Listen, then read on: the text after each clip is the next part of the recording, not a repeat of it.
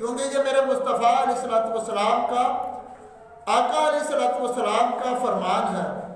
میرے آقا علیہ الصلوۃ والسلام نے ارشاد فرمایا ہے کہ جو شخص اپنے کسی مسلمان بھائی کی عزت کے پیچھے پڑ جاتا ہے کہ میں اس کی عزت خراب کر دوں، اسے رسوا کر دوں، معاشرے میں اسے بدنام کر دوں، تو میرے مصطفیٰ کریم نے ارشاد فرمایا ہے کہ رب اس کے پیچھے ہوتا ہے۔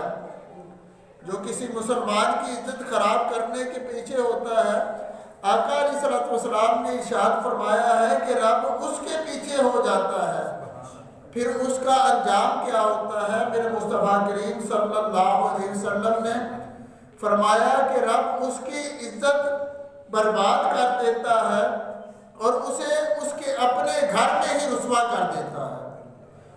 کہ جو کسی کی عزت خراب کرنے کے در پہ ہوتا ہے، اس کا انجام حضور کے فرمان کے مطابق رب اسے ہی اس کے گھر میں بے عزت